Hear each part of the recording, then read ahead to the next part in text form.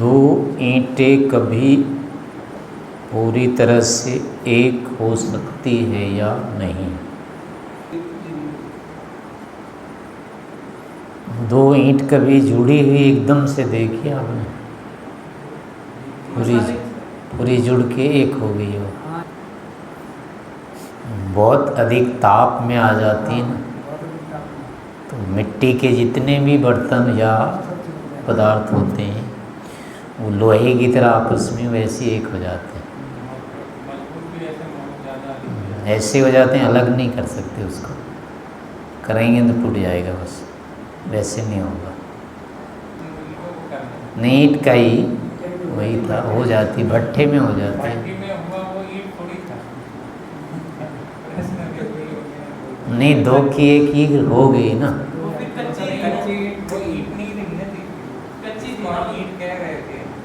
नहीं, पक्की को डाल दो अगर दोबारा बहुत ताप में, वो चिपक जाएंगे। यानी पिघाल दिया ना उसको थोड़ा, ऐसी स्थिति एकदम पिघाला भी नहीं, लेकिन अभी थोड़ा सा रखे उसको, जैसे लोहे को दौड़ते हैं ना दो को बिल्डिंग वाले में, तपा करके जो दो कर देते हैं एक, उसमें भी ये एक हो जाता है। अब एक हो जाएगी तो फिर वो दो ईंट नहीं कहलाएगी। यहाँ प्रश्न वही था कि दो ईंट जुड़कर के एक हो सकती है कि नहीं। तो जैसे ईंट अलग अलग होने पर भी स्वरूपतः एक नहीं हो पाती है, ऐसी कोई भी वस्तु जो स्वरूप से भिन्न है वो कभी एक नहीं हो सकती है।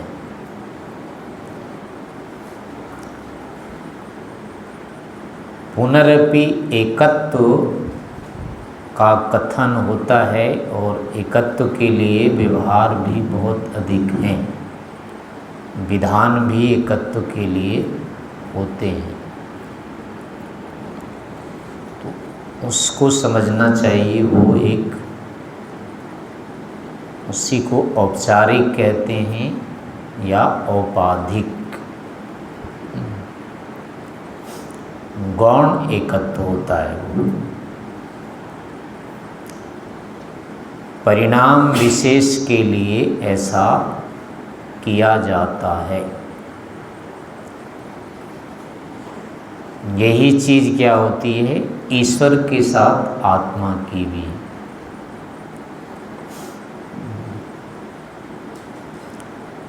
जीवात्मा जब परमात्मा से मोक्ष में, यानी कि यस्मिन् सर्वाणि भूतानि आत्मन्नेवानुपश्यति, और यस्तु सर्वाणि भूतानि आत्मैवाभूत विजानत, वहाँ भी आत्मा ही हो जाता है, यानी अपना हो जाता है। और जिसके जानने पर एकत्व अनुपश्यति, वहाँ भी कहा है एकत्व देखता है। तो ये सब जो कथन होते हैं ये औपाधिक हैं, औपचारिक हैं, स्वरूपता नहीं होते हैं, लेकिन जीवात्मा के लिए अभिष्ट होता है। दूसरे के गुण दूसरे में प्रभावकारी होते हैं, यानी जाते तो नहीं हैं, स्वरूपता तो नहीं जाते हैं, लेकिन प्रभावकारी हो जाते हैं। अनित्य पदार्थों में दूसरे पदार्थ के गुण दूसरे में चले भी जाते हैं। जैसे शरीर में आत्मा का गुण, आत्मा में शरीर के गुण, पानी में अग्नि का गुण और अग्नि में पानी का तो नहीं आएगा, अग्नि में पानी का गुण नहीं आएगा।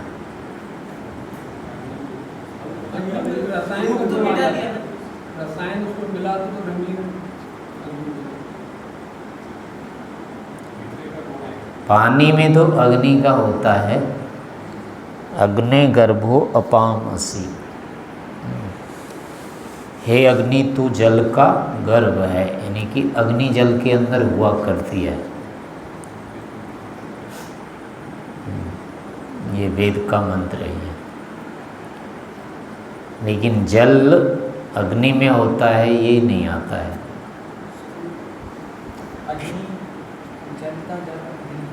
हाँ, अग्नि गर्भो अपाम असि। हे अग्नि तू जल का गर्भ है। गर्भ यानी जो जिसके भीतर होता है वो उसका गर्भ होता है।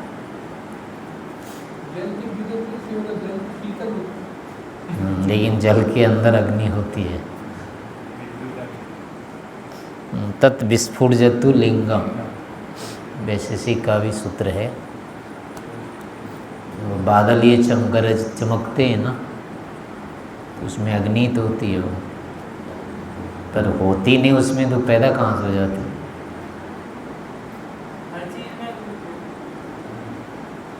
हाँ, जल में पृथ्वी में दोनों में होंगे। तो यानी कि दूसरे के गुण दूसरे में होते हैं, लेकिन अवयवी में ये नियम लागू होता है। अपने से स्थूल में, यानी सूक्ष्म जो है अपने से स्थूल में जाता है। लेकिन जीवात्मा के लिए ऐसा क्या है, विधान होता है कि इसको दूसरों से मेल की अपेक्षा रहती है। इसी के जो लौकिक स्वरूप हैं वो है संगठन। अकेला जो कार्य हम नहीं कर सकते हैं, अकेले हम अपनी सुरक्षा नहीं कर सकते हैं, अकेले हम अपनी अपेक्षाओं को पूरी नहीं कर सकते हैं। तो इस कारण से यहाँ क्या होता है, फिर दूसरे के साथ योग, मेल, संबंध, संगठन आदि हमारे लिए फिर समाज, राष्ट्र, ये सभी के सभी हमारे लिए विहित हो गए हैं। क्योंकि अकेले हम अपनी अपेक्षाओं को पूरी कर नहीं सकते। जीवन की रक्षा अकेले से संभव नहीं होती, और स्वरूपतः भी हमारा प्रयोजन अकेले पूर्ण नहीं होता है। जीवात्मा का जो प्रयोजन पूरा होगा वो दूसरे से ही होगा। दूसरे के साथ इसका संबंध होना अनिवार्य है। नहीं, चाहे ईश्वर कह लो, चाहे प्रकृति कह लो, कोई भी कह लो, अपने आप में नहीं है ये पूरा। तो इस तरह से इसकी स्वाभाविक न्यूनता होने के कारण, किंतु अपेक्षा रहने के कारण फिर संबंध अनिवार्य होता है। ऐसे ही दूसरे पदार्थों में भी होते हैं। पदार्थ स्वरूप से स्वतंत्र होते हुए भी निमित्त से क्या होते हैं, वो फिर परतंत्र भी होते हैं और एक दूसरे से जुड़कर के भी रहते हैं। जहाँ जोड़ होता है, एकत्व होता है, या फिर कहेंगे संगठन होता है, वहाँ तीन प्रकार की स्थितियाँ उत्पन्न होती है, या तीन कारणों से, तीन प्रकार से ये संयोग, संबंध या संगठन होता है। इन तीन प्रकार से हम दूसरों से जुड़ करके अपना अभिष्ट पूर्ण कर सकते हैं। उदाहरण के लिए जैसे ईंट ही है, ईंट को तीन प्रकार से जोड़ा जा सकता है। पहले प्रकार ये होता है, यानी एक दूसरे में निर्बाध संबंध हो जाना। उसमें क्या रहेगा, अब दोनों का अस्तित्व अलग अलग नहीं रहेगा। वो इतने अधिक जुड़ जाएंगे कि बीच में कोई भेद रख नहीं सकते। तो ऐसी स्थिति में क्या होता है कि फिर दोनों को अपना जो वर्तमान स्वरूप है उससे थोड़ा सा भिन्न होना पड़ता है। यानी कि दो व्यक्ति अगर मिलना चाहते हैं और वो आपस में एक होना चाहते हैं, एक दूसरे के लिए पूर्ण सहयोगी होना चाहते हैं या बनाना चाहते हैं, तो पहला होता है कि वो एक दूसरे के प्रति अपने जो वर्तमान स्वरूप है उससे नीचे आए, यानी अपनी बहुत कुछ चीज़ें उनको छोड़नी होगी, एक दूसरे के अनुकूल मानसिकता बनानी पड़ेगी, एक दूसरे के लिए सहयोगी होना पड़ेगा, एक दूसरे के लिए दुख उठाने पड़ेंगे, अपनी चीज़ें दूसरे को देनी पड़ेगी। और इतना सब करने के बाद भी अब उसमें अधिकता नहीं रखनी पड़ेगी, बराबर होके रहना होगा। अब ऐसी अवस्था रहती है तो फिर दोनों में वो जो संयोग हुआ संबंध, मेल, वो नहीं टूटेगा। इस रूप में वो संगठन, अर्थात कोई व्यक्ति अगर संगठन में रहना चाहता है, दो एक दूसरे के हित के लिए अपना जो हित होता है उसको वो त्याग करके दूसरे के हित में तत्पर रहेगा, यानी अपना सुख गौण करना होगा और दूसरे के सुख को प्रधान बनाना होगा। इस रूप में यदि वो चलता रहता है तो वो दोनों जुड़े रहेंगे, उसका संगठन बना रहेगा।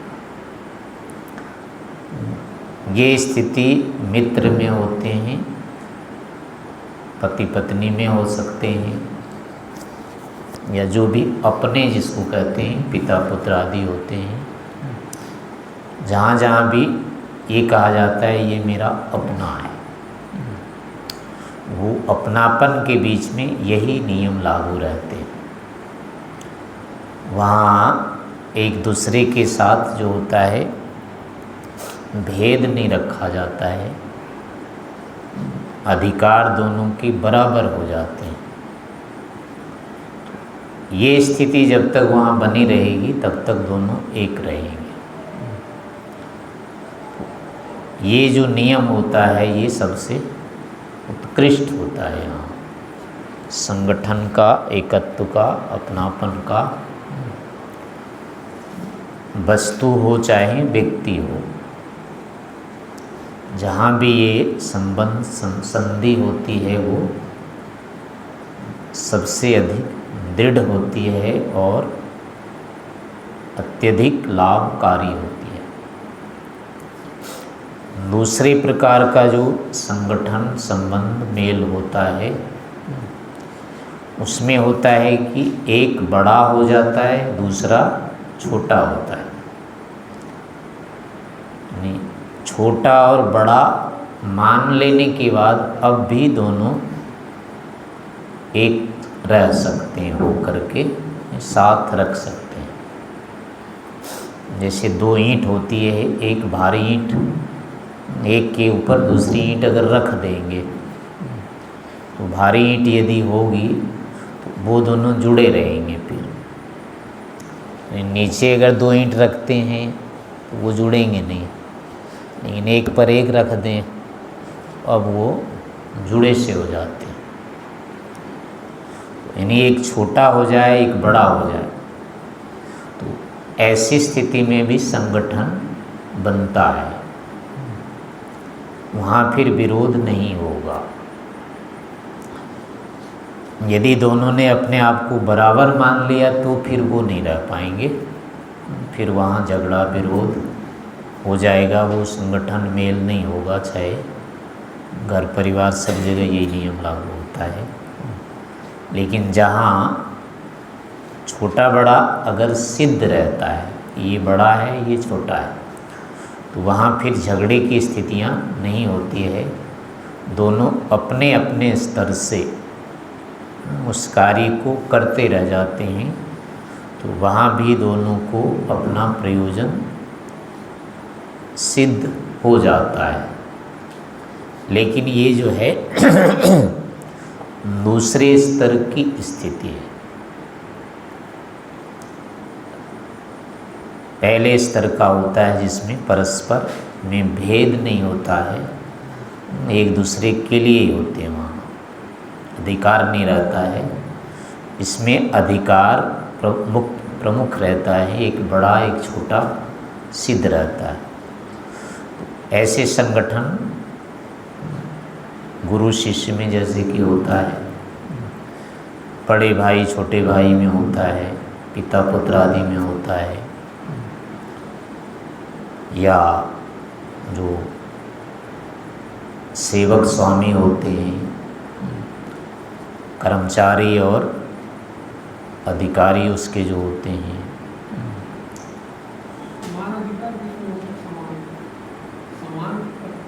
समान अधिकार वाला में मेल नहीं होता है कुछ। समान अधिकार का उदाहरण आपको ग्राहक और वो दुकानदार का ले सकते हैं, वो दोनों बराबर होते हैं। वो गलत है, इसीलिए तो झगड़े हो रहे हैं, परिणाम नहीं आ रहा है ना ठीक। जो भी इन दोनों में बड़ा नहीं, अधिकार की दृष्टि से दोनों बराबर होते हैं, कोई बड़ा छोटा नहीं होता है। हाँ, लेकिन सुरक्षा की दृष्टि से एक बड़ा एक छोटा होता है।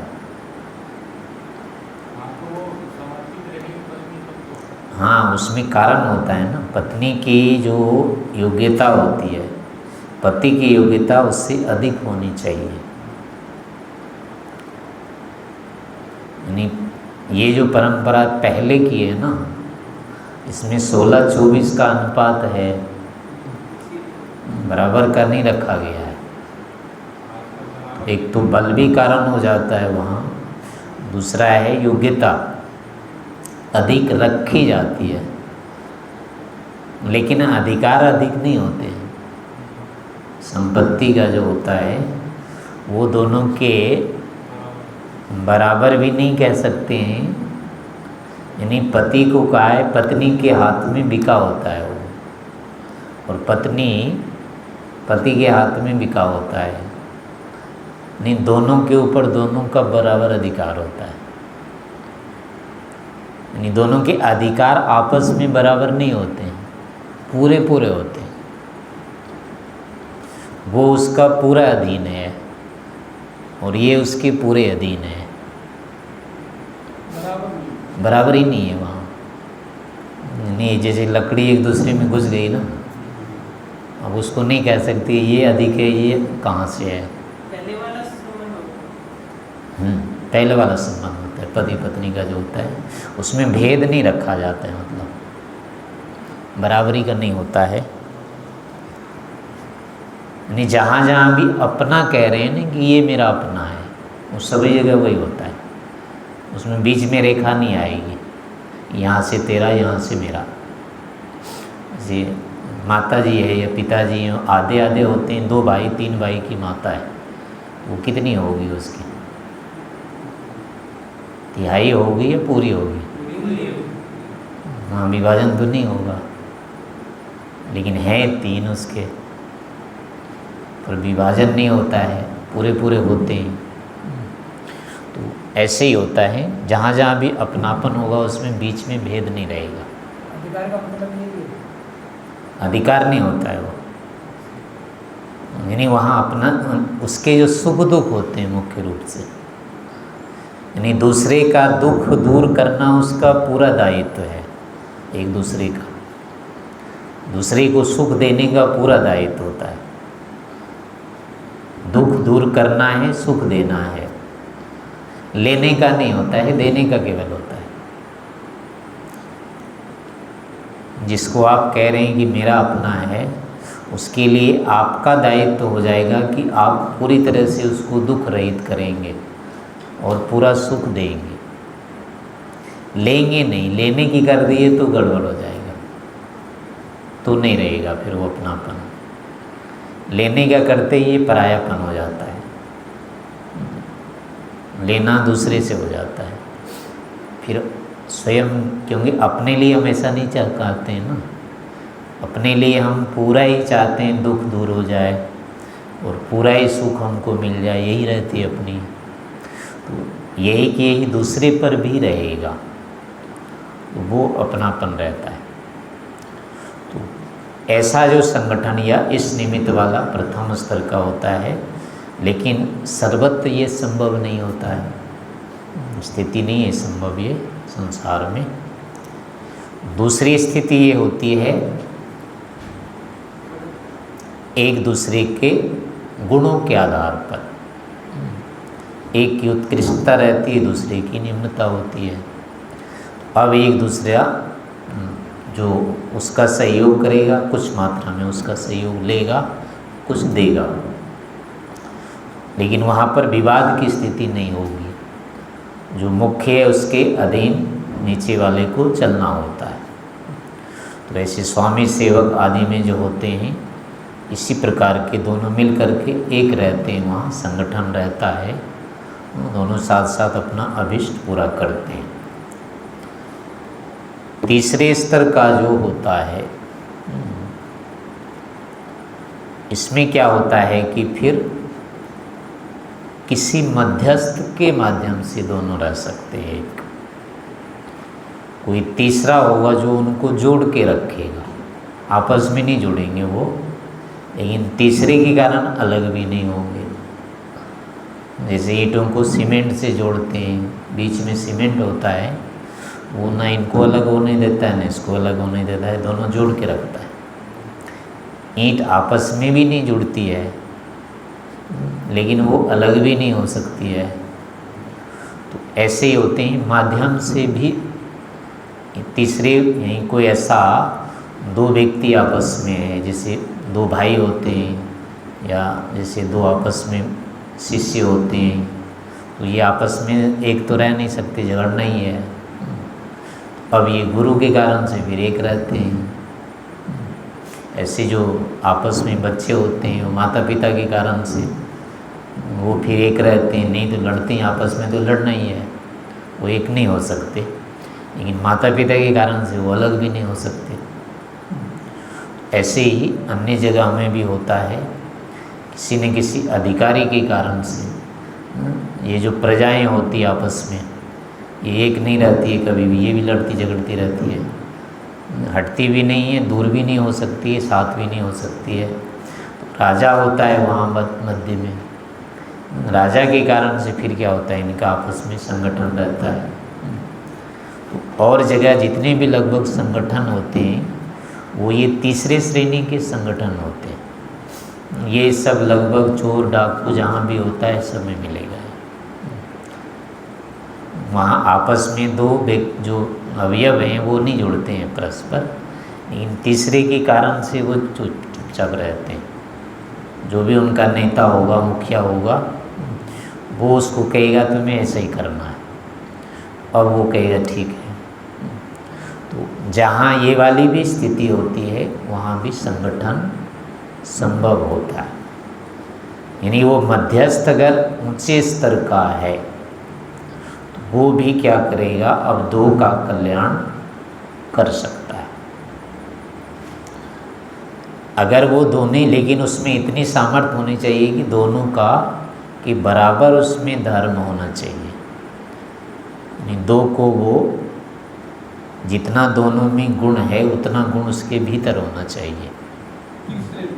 तीसरे में होना चाहिए, अन्यथा दो के बीच में आके वही पिस जाएगा फिर तो वो जैसे पत्थर होता है ना, विवाह में देखा है, वो क्या बोलते हैं उसको, पान का पत्ता होता है और दो शिलाओं के बीच में उसको रखते हैं और फिर उसको कूटा जाता है, शिलारोहण या क्या बोलते हैं उसको, एक विधि होती है विवाह के अंतर्गत होती है।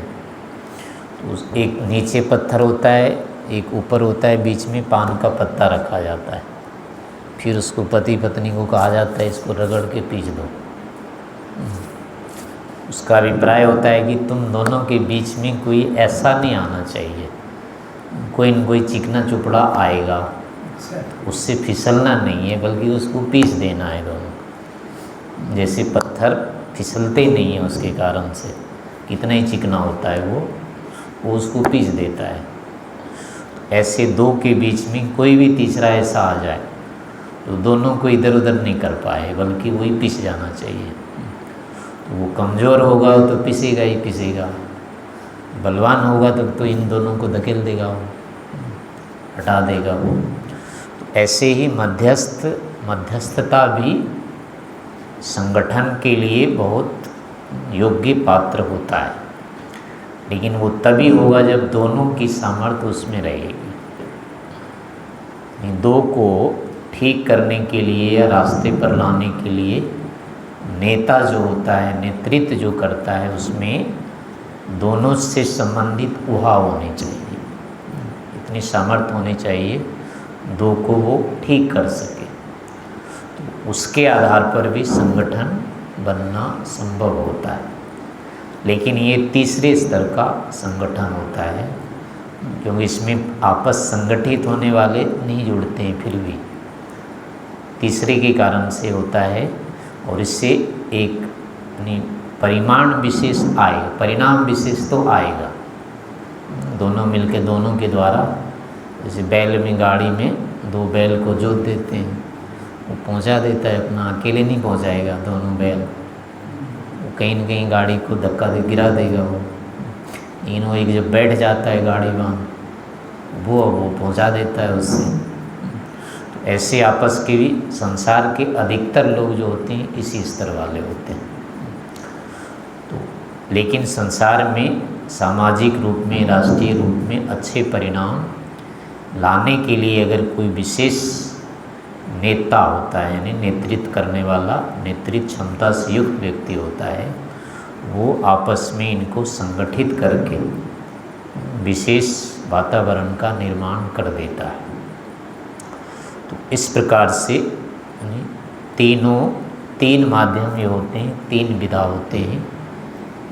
इन तीनों विधाओं के आधार पर हमारा व्यक्तिगत जीवन, आध्यात्मिक जीवन, सामाजिक और राष्ट्रीय जीवन चलता है। तो हमें इन तीनों को जानते समझने रहना चाहिए और अपना अभिष्ट किस तरह से हम किन विधियों से पूरा कर सकते हैं उसको देखते रहना चाहिए। पहला उत्तम होता है, दूसरा मध्यम है, तीसरा तृतीय स्तर का है, लेकिन सभी लाभकारी होते हैं। किसी न किसी का निश्चय से प्रयोग करना चाहिए।